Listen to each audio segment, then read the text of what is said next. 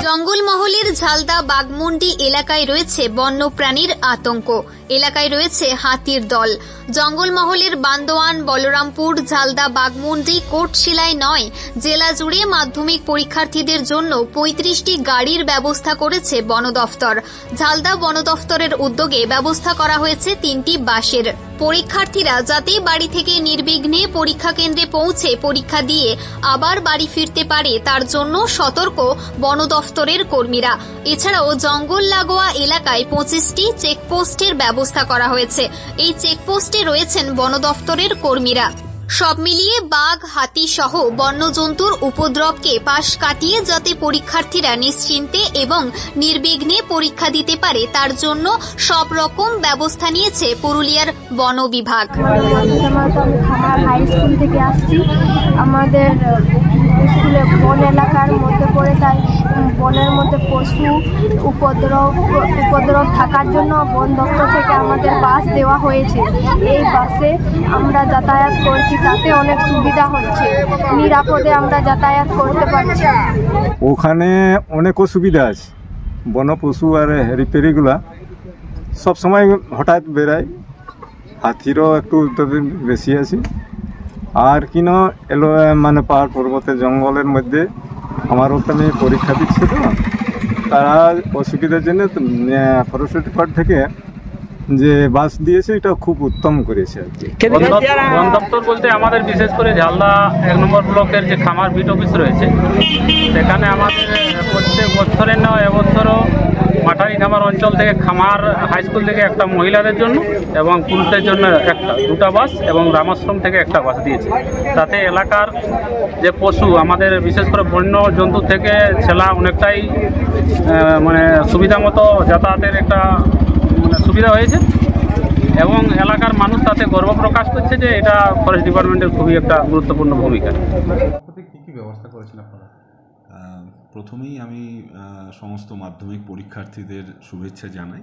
আমাদের তরফ থেকে যেটা আছে সেটা হচ্ছে যে ধরুন বড় বাস, ছোট গাড়ি এসব মিলিয়ে প্রায় 35টা গাড়ি ব্যবস্থা করা হয়েছে যাতে ছাত্রছাত্রীদের মুভমেন্টের কোনো অসুবিধা না হয় বনাঞ্চলের পাশে যারা আছেন।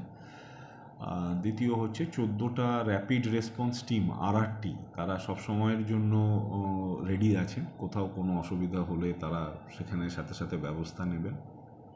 এছাড়া আমাদের প্রায় 25টা ড্রপ গেট বা চেক পয়েন্ট করা আছে, যেখান থেকে আমাদের টিম যারা থাকছেন তারা মনিটর করতে পারবেন মুভমেন্টের সব সময়। এবং আমাদের অ্যাডিশনাল DFO র্যাঙ্কের অফিসাররা নোডাল অফিসার হিসেবে কাজ করছেন।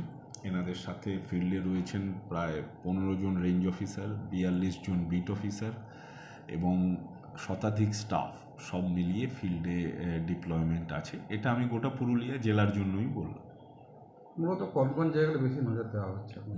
দেখুন, মূলত ঝালদা, অযোধ্যা, বাগমুন্ডি, মাঠা, বলরামপুর, আরশা, কোটশিলা, বান্দোয়ান, মানবাজার, বড়াবাজার, এদিকে রঘুনাথপুর, এইসব জায়গাগুলো আমরা বিশেষ করে খেয়াল রাখছি। এই মুহূর্তে কোন জায়গায় বন্য প্রাণীর অ্যাক্টিভনেস দেখতে পাচ্ছেন আপনারা?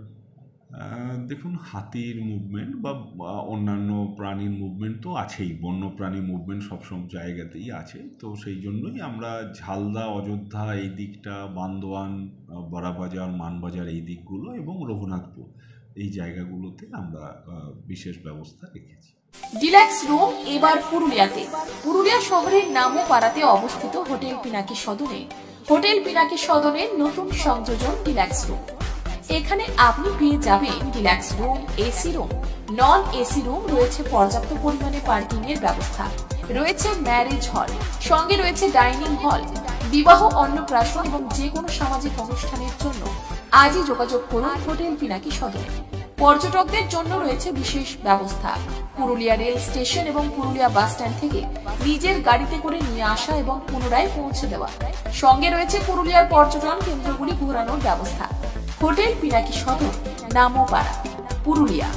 মোবাইল নাম্বার 9434854845 এবং 9434211445।